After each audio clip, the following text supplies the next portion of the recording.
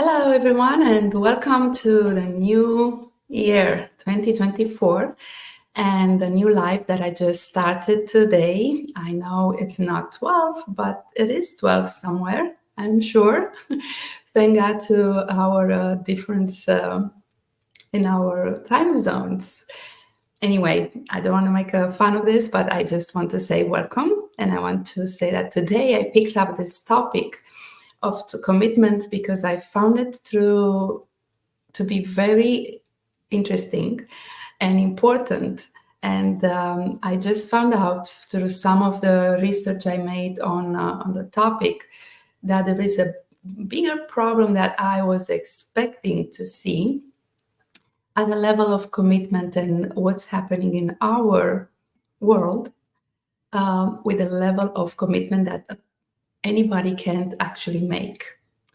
So here's what I'm going to do. I'm going to just go back and look at how those are, why commitment is important and how it can drive you to do what you set to do. Because everybody's thinking about planning, but if you step back from planning, you're going to check if you are the level of commitment that you have on doing whatever you put in your mind to. So that is the most important, to look at what is exactly that is going to make a difference in what are you going to do. Don't jump ahead before you make sure that the commitment level is there for you. But what is a commitment and how do we actually define that? So let's make sure we're going to define together and we're going to agree that when we talk about a commitment, we're just looking at the state of being bound emotionally and also intellectually. I'm not going to say or, I'm going to say emotionally and probably intellectually. I think we need both. To some course of actions, whatever we decide. So look at those things. If we're not committed at the level of emotional connection to what we're planning and what we said we're going to do, we're not going to do it. Or when it comes very hard, because it will come, because commitment is usually associated with a state of change and moving ourselves from familiar to unfamiliar and make the new, whatever we set to familiar, is going to require our brain to create new pathways, right? So let's think about that, because it's going to be associated with a change. This level of commitment is going to need your emotional attachment to why do you want to make that commitment. But I'm going to give you some statistics that are a little bit concerning. So, and you can also Google this up. They're not, they're pretty, unfortunately, quite high, but also they're relevant because they're just like from the past 2-3 years. So you could look at the 75% of individuals and couples are lacking commitment. The lack of commitment is actually what takes them to a divorce. You could also look at the fact, that's on a personal level, that 34% of millennials suffer from commitment issues. And I don't think anybody taught us what did that mean. You're looking also at something like, I don't know, 79% of the employees, 70% of the employees are disengaged. So they are not committed to what they need to do at their work. And also, if you're looking at how 85% of highly engaged employees, they recognized when the last time they were above and beyond, and that was only 25%, that the excitement, the executives, that they are there, they just have that company success. Is very important when there is a higher, obviously, engagement and the commitment. So the higher the commitment, the higher the success of whatever you want to do. If it's on your personal level or if it's on your work, it doesn't matter. Your brain is going to work in the same way. So because of that, I just want to make sure that you are taking this seriously.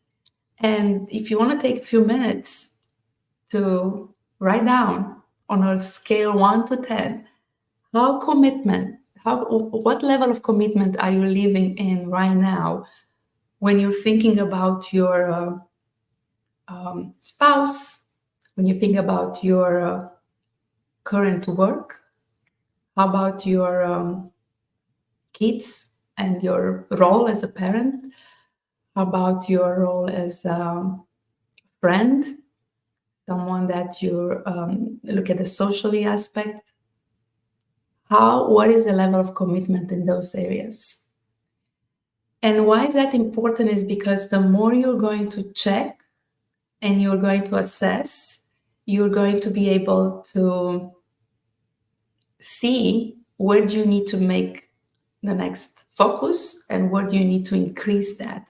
Because if there is a very clear correlation in your success or whatever you plan to do in your level of commitment, then the higher the commitment, the higher the success you're going to have. So if it's going to be a friend that you want to have a better relationship with, or if it's going to be a better relationship at your work with your colleagues or with your team, doesn't matter where you want to apply this, it's going to be the same pretty much formula. So I would like to give you some of the things because what are the common pitfalls and successful tips? Yeah. When you think about commitment, if you miss a commitment once and you give up, of course, our life is going to get in our way. But how you behave when you actually miss that commitment once, it's going to show you that you're probably not as committed as you thought you are. Because if you miss it once, you can just think about, hey, I'm going to not to miss it next time. I'm going to go back to the course and I'm going to just stick with it. Don't give up. So if you find yourself that you are in this giving up mode most of the time, you may want to reassess. Do I really want that? Is that something that I really need now in my life? Or what is going on with how am I going to show up to myself first? And I'm going to talk a little bit later about the emotional intelligence, how everybody is thinking it's important, and I'm not saying it's not, absolutely it is. However, to be able to increase your level of emotional intelligence, you'll need to make sure you're going to look at yourself first, and you're going to understand how you are functioning. What is your level of commitment? Because if you don't have that, you're not going to be able to assess it when you're talking with somebody else. You're not going to be able to be as in the other's shoes, right? In somebody else's shoes. Knowing ourselves, it's going to make the biggest difference in our life because it's going to help us see everybody else much better as well. So just don't jump on that one first. So let's go back to this one. If you fail to confront the miscommitment, then that is also an indication that you are pretty much ready to give up on something. Because if you're just going to abandon something that when it gets difficult, when the things are getting in your way to meeting that commitment, it's important to dig into why is that happening. Confront this breakdown right away, because if you're not doing that, then you're going to be most likely to abandon.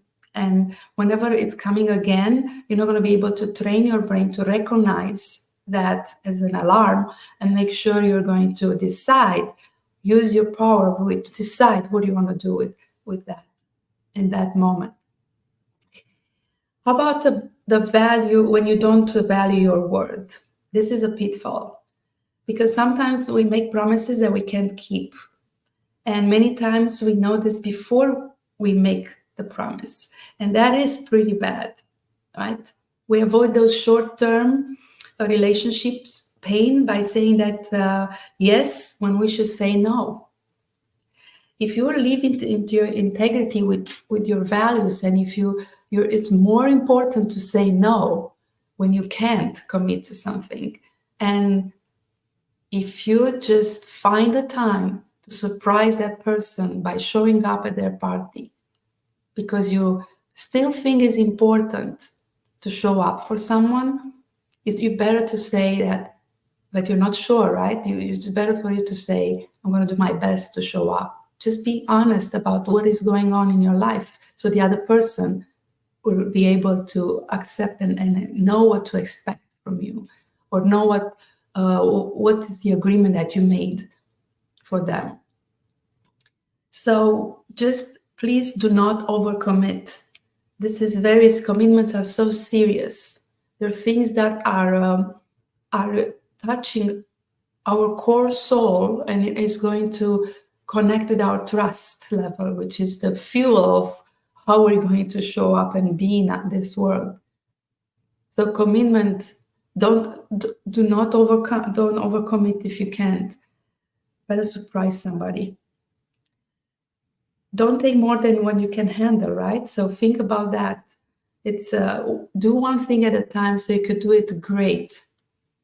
Take the time to do something to the level of greatness that you could be proud of after you look behind and you say, this is what I could do. I'm taking another half an hour to explain this serious, critical information. And don't rush through stuff that you know is important for the other person or for yourself to figure out. Giving time to yourself, it's not a time waster. Giving time to yourself is what is going to prepare you. It's how, if you're going to go to a race and you want to show up and win that race, you're going to prepare for it. We are in this race with ourselves every day to show up the best that we can. Why don't we take the time to think about ourselves and where we are with those things that are important to us? And if they're not important, make them important. Because if you are not learning the importance of commitment and creating the strong desire, and you just jump to create a goal, I want to become X and Y, it's like you want to do that race, but you're sleeping in every day and you're not going out to exercise at all. So that's a want. It's not a desire, it's not a need, it's not connected emotionally with what you want to do. And that is a problem, because most of the 9 out of 10 people, unfortunately, if you ask them, they don't know where they want to go next. They don't know about their career. They're just going their careers and stay in places because it's familiar. And they get frustrated, but they don't know why. Because they don't have that satisfaction of contribution, or they don't love what they're doing. But still they got so used to staying into something that they think that that's what that their life is about. And their life, it's not about that.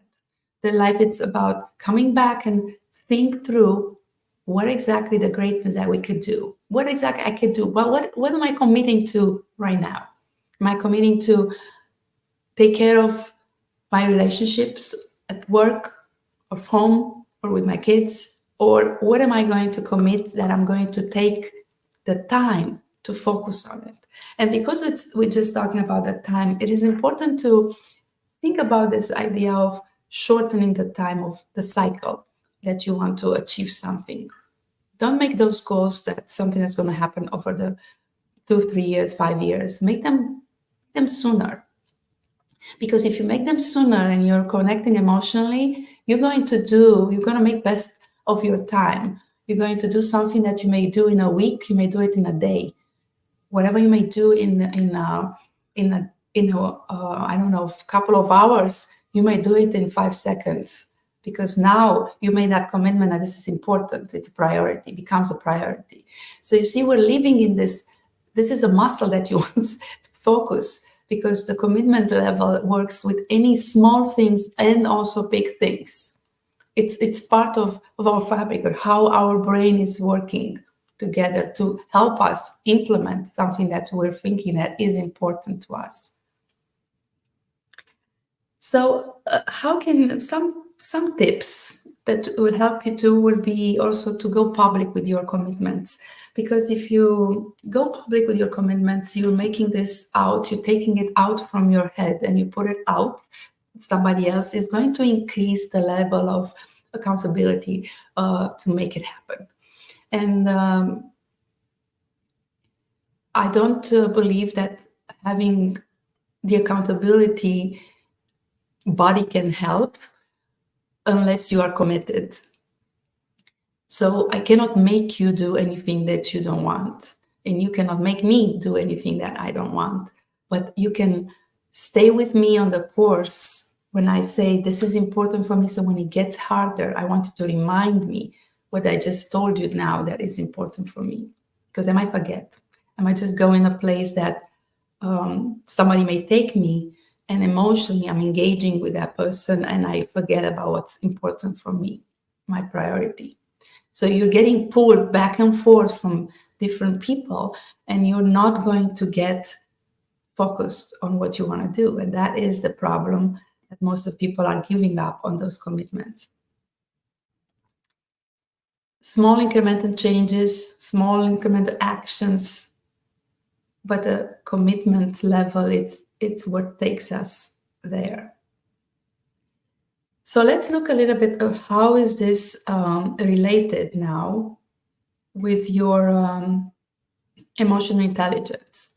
What is that connection, and how can we make some changes in what we do that will help us to become better at emotional intelligence? So first of all, what is emotional intelligence and how you are deciding that?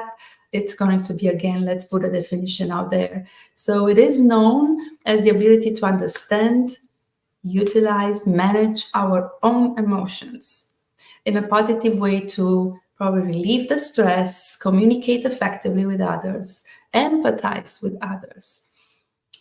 Empathize, not sympathize. Empathize. There's a difference there. I'll challenge you to go and check it out. That was a difference, because it's quite cool. And overcome challenges, and also to look and diffuse conflict. So when conflict arises, you may want to look at, why are you triggered? What's happening in you that you get angry all of a sudden? And it involves a set of skills that helps us recognize, understand, and influence our own emotions, and also support others in how can we influence their emotions.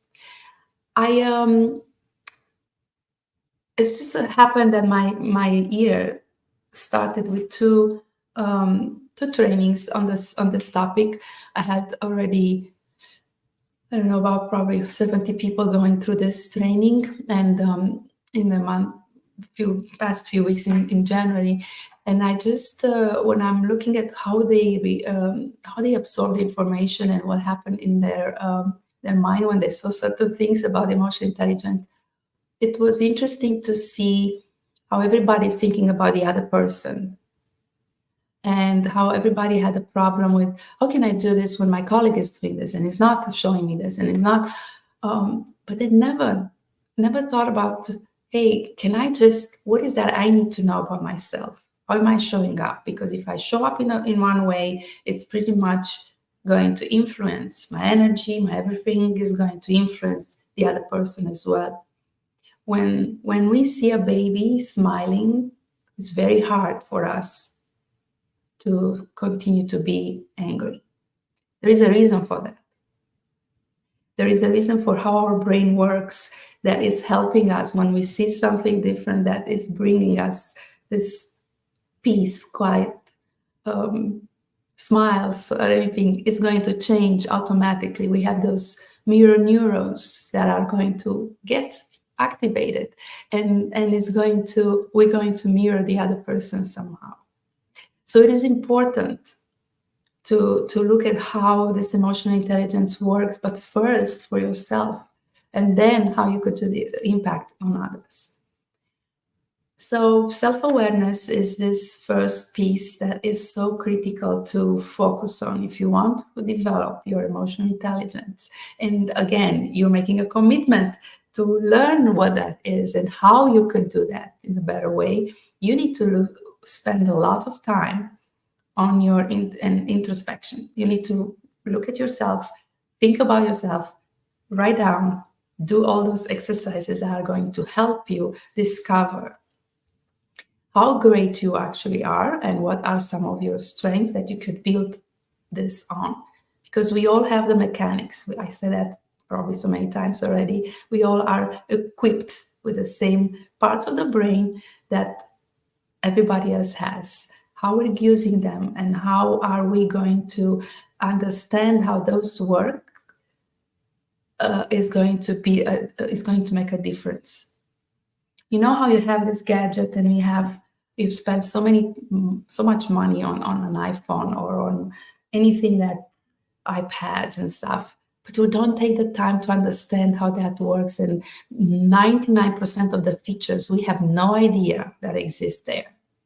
We're so ignorant. We're buying a car, but we're not going to open that manual ever. We're just going to want to go on the steering. We're going to pull it in and we're going to just drive and see how fast is this car is going to go. And it feels good. It doesn't tremble, doesn't move. So let's just go. That's what our first instinct is. But if we would take the time to really find out what that car is, we're going to discover a button here. We're going to discover an app on the phone. We're going to see what else is there that we should know about it, or at least should we be curious to learn about it. What are other things? Because we're paying so much money on stuff that we're utilizing only 10% of it, or 5%. Who knows? So it's the same way, even with this emotional intelligence, even with anything that you want to put yourself through. The ability to recognize and to understand your own emotions is going to be, what's going to change. It's going to help you change how you show up, because your thoughts, if you start controlling what you can, which is your thinking and your thoughts, is going to be a game changer in how you are going to show up and do things that are not on the primary instinct, but are the things that you're going through your brain to your executive part of the brain, and you are going to make a decision that is important to take in consideration all the other aspects, the entire outcome that you could change by making your one decision. So self-regulation is also something that is part of the emotional intelligence and involves this ability to control and redirect or destructive emotions. I always say that for this one, what I'm pretty much teaching others is to utilize this question that I found it to be very, very powerful. Just asking someone, what are they thinking? So if you see me that I'm not behaving as you expect, just ask me, what am I thinking? Don't ask me if I'm well. Don't ask me if I'm okay. Don't tell me that I don't look like myself today, or how do you feel, how bad, what's going on. No, ask me, what am I thinking? Because if you ask me what I'm thinking, I'm going to stop and I'm going to think about what am I thinking.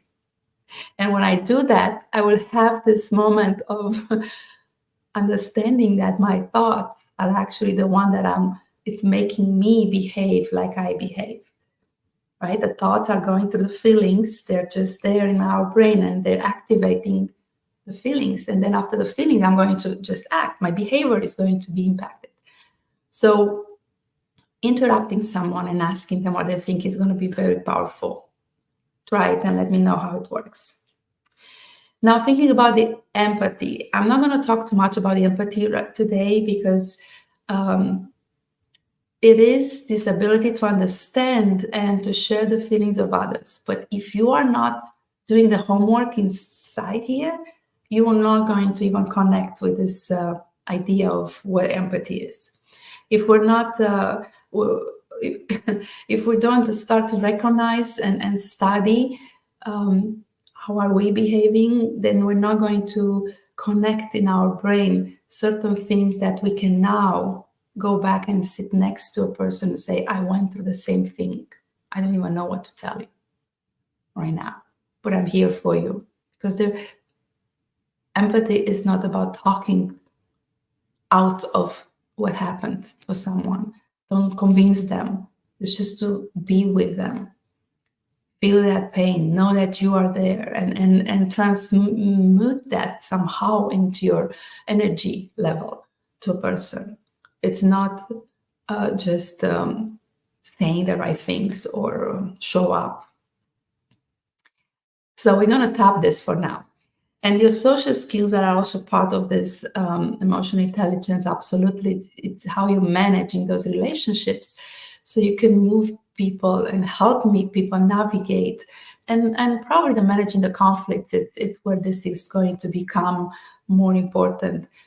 But what I also found out is that you could initiate or making this change easier for someone if you give them the path, if you are become an expert at thinking about things in certain way that you're helping them and help yourself, and you just show them the way. It's not, again, something that you could teach them theoretically. You gotta help them see how are you going to do this. And they should be having an insight, looking at it and say, I don't know, how can you do this? I'm curious to now find out. What is interrupting in my head that I cannot be as calm as you are with the situation that you're having? Why are you not reacting like I would? And when people see you, that you could manage your own emotions in a certain way, they will be curious to find out, and they will be curious to want to be like you. And in that moment, you could start having conversations about this, not before. So one other thing I saw important is not to provide this advice without being asked. Is also how sometimes we're rushing through things and we're doing too many things at the same time, and we misinterpreted something and we get triggered right away. And if you would just take the time to go back and say, what happened here? Because if I look and read this again, I'm probably going to realize that this was not a big deal. Why did I make such a big deal out of it? And why we're making such a big deal out of something is because in our mind, at the same time, our thoughts are triggered by, we're doing two things in the same time, or five things in the same time. We're not focused on that particular. We're rushing. So I would love to spend a little bit more time with you today, because this is so critical, and because probably I haven't shown up here for a while. I'm just going to do the 3-in-1, okay? And I would like to tell you about this. Again, you know that if we understand how our brain works, what's happening in our brain, we will become so much better at taking all this in and knowing how to and what to do first, second, and third, right? We do have this prefrontal cortex. And this is, if you think about, is where the decision making is taking place. And is playing a very important key role in planning and complex cognitive behavior, personality expression, and decision making. And this is moderating our social behavior. It's happening right here, this part of the brain. Now, when you decide to commit to change, this part of the brain is actively involved in weighing in the pros and the cons, considering future consequences for making that decision, for making that commitment, and what is the new course of action.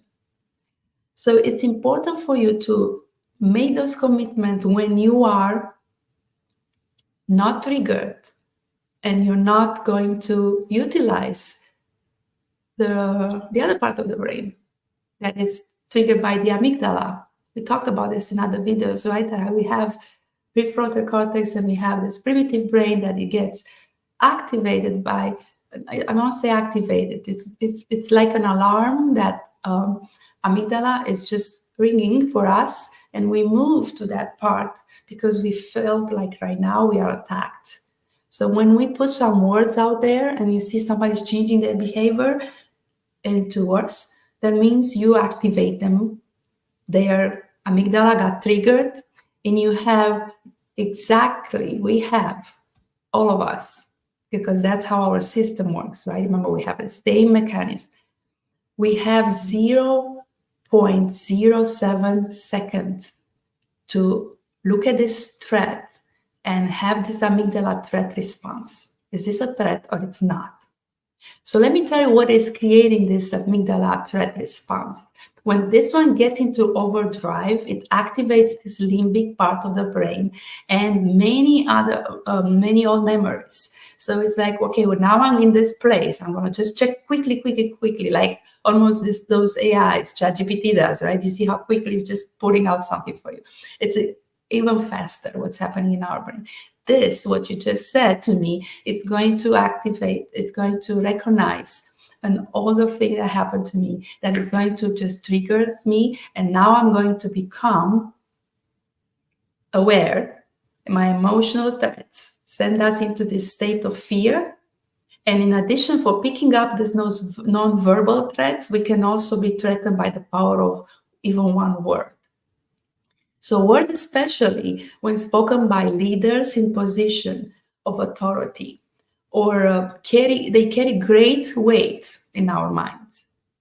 So for that, or also those that we care about, if we care about people, parents, they will carry the higher the position and the mindset is put around that person, the more value we put on those words. So if we know that we are that somebody for somebody else, we want to make sure that our tone is going to be appropriate, because that can trigger also the humiliation, the reaction. That's why jokes made on other people are not, in my mind, are an insult and are not helping. A joke on myself, made by myself, it's a different story.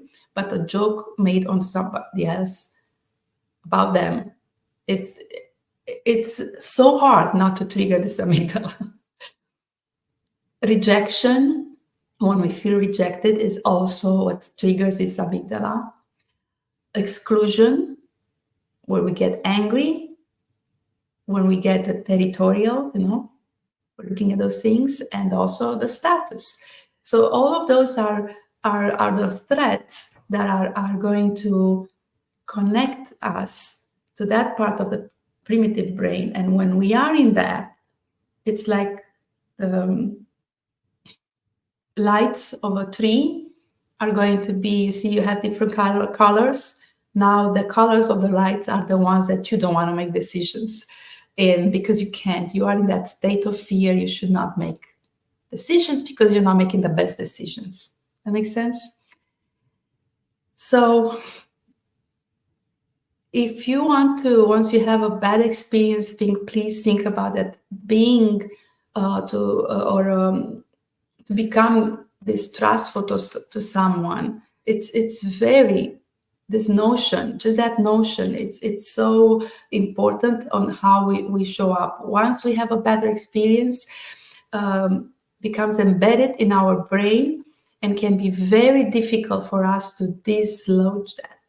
It's going to be hard unless we learn to hit those pause and rewind buttons, pretty much, to review exactly what happened. And we can quickly find ourselves in a very stressful situation and escalating the situation. And that is happening just because we need that, right? We need to have this mechanism in place, because what if we are really in a threat? We need to make sure that we are equipped to, our body releases the right hormones, so we can just run much more than we will. We have more power, physical power in our muscles than we will if we are in a threat situation. So knowing that, you can also use it for your advantage sometimes. But let's go back to this connection between your commitment and your emotional intelligence and how our brain works, because the limbic system, let's think about that part. It has this emotional motivation that was going to help us. If I made a commitment and I connected it with the right motivation, and I created that desire that is so important, that desire that I'm now going to, my level of desire is so much, I can just now do anything I put into my mind, into it, and I will never going to stop until I get it done. It's going to be so hard. If you see a man or a woman on purpose and you just look at them and you see that there's, you cannot even touch them. You're not going to be even there to come and tell them something when you saw that they're so committed and they're so ready to do something. And you know that they can almost change and bend realities sometimes because of that level of commitment that is achieved at that emotional level. So positive emotional experiences are also associated with a desire to change, and that can reinforce your commitment. This is where emotional intelligence plays a part, because recognizing the harness this emotional motivators is crucial. So I would like for you to think about, for example, when a current situation or excitement about, I'm sorry,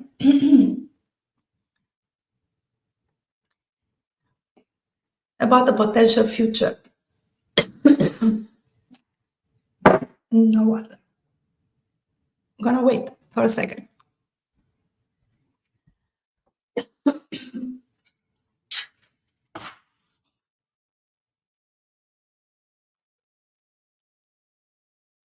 Okay. That was another reason I could not do those lives, because I got, like many of us, a cold, flu, whatever it was, but it's almost gone. So the limbic system, particularly the amygdala, is involved in this emotional processing, and these emotions can be powerful motivators for change. And for example, if you think about the dissatisfaction with the current situation or excitement that you can create about the potential future, and how that can drive your commitment. Now we're going to talk about the dopamine and the reward pathways. This is a very clear connection, and it's a neurotransmitter that plays a key role in our brain's reward system. Dopamine is released when we have pleasure situations, and stimulates one to seek out for those activities or occupations. Now, when you commit to change and start to see those small increment successes, it's like the sprouts from a seed, then the dopamine is released. And in that moment will reinforce your behavior and motivate you to continue. In this way, it's why setting and achieving small goals can be so effective in maintaining the commitment. And also you could think about, as an outcome of all of this, of course, we're going to create new habits. We also think about how, I think I touched on this, about the social influence and the mirror neurons. We want to know that in our brain, we have those neurons who help us understand and empathize with others. So seeing others commit and achieve change can inspire us. That's why similar behavior is inspired in ourselves. That's why it's so important to focus on yourself and on the change that you want to make for yourself, and then see the result that is happening in others. This part of social support and role models are just the most important in maintaining commitment to change. And that is what the leaders are, great leaders are actually doing when they're taking people and empowers them to make changes and supports them. That's how they do it. They just get to see that I'm picking you up from the team and I'm giving you this task because I know you can do it. And when you hear those words, your dopamine level is going to come up. You're going to say, if you see me like that, then I'm not going to somehow show up differently. I'm going to be scared because it may be something, especially if I'm doing something new. But you as a leader can support that person in coming into the new role or coming into do the new task by helping them, giving them small increments, activities that you check in with them all the time and say, I see this is a shows up that I was right with this, right? Or shows up that you could do this next. And then they'll get motivated. And now they're part of the brain that's here. They operate with this executive function. They get creativity. Creativity comes up into the same part of the brain that we talked about, that we want to stay away from not having the amygdala hijacked. And this part of the brain is going to have, you're going to get to see that person coming along and maybe say, you asked me to do this and this is what I discovered. I put so much into it that I actually found out that we could do something that 9 out of 10 is going to be greater outcome. It's going to be something much better than even the first person who asked you to do something they could even envision. Because the brain, it gets that synchronicity and you're getting to co-create with others, and that trust level is going to be so much better glued into you and the other person that you could now talk about other things that are hidden in your brain that you could not say before. And that sometimes it's helping people to realize and build even that commitment, and even in regular relationships, right? Or that vision becomes bigger. Okay, I think it's enough for today. I love to talk about this stuff at the beginning of the year, because if we're not, everybody's pushing you to set up your goals, make them smart, make them big enough. But if you don't learn how to commit yourself to them, you're not going to achieve them. You're going to find frustrated. You're going to find yourself, do I really need that goal? Is the question. What exactly do you want? As I gave you that question, that's a very powerful question that you could use when you see somebody else behaving a little bit. And ask them. You could ask them not only when they're changing the behavior for the worse, but you can ask them what they're thinking when they change the behavior for the best too. Because you want to know what makes somebody happy, right? And you want to ask them, what are you thinking? Maybe I'm thinking the same thing. Maybe I should learn how to think about the same thing, so I could behave like you as well. So use it in both sides, not only when is something wrong. Learn to use stuff on when things are good, so you could learn from them and repeat them. But another powerful question I would like to leave you with is, what do you want? And ask yourself so many times, what do you want? What do you want? And it's important to look after that, why you want that. Because if you want to create a powerful connection on your commitment level and increase that, everything else is going to blow up and it's going to be much better. Everything is going to get a different dimension and a more streamlined pathway to make it happen. Why is that important for you? And it's all connected with a priority. And then you can just go back into the planning.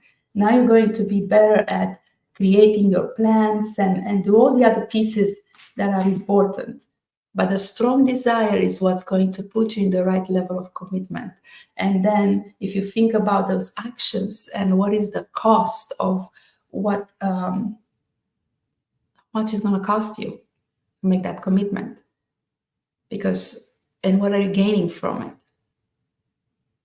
Remember, don't want to pay money for something that you're not using. In the same way, you don't want to invest time if you don't know what you're getting out of it. From a great relationship, from a promotion, from staying with someone who you can create a long life committed beautiful relationship that you could just grow older with. Those are things that, when I say the cost, obviously you're not going to put dollar value on everything, right? You're going to put something that's sometimes more important, something that money cannot buy. So look at those and pick up what are the things that you really want to focus on and increase your desire on achieving and creating this commitment. If you need any help, let me know. If you have any comments, I'm happy to hear them, and hear from you. So let me know. I am going to come back again on Tuesdays here. I will see what happens with the timing, but I am going to commit to be here on Tuesday. For now, that's my short-term commitment. Thank you, and I'll see you next time. Bye-bye.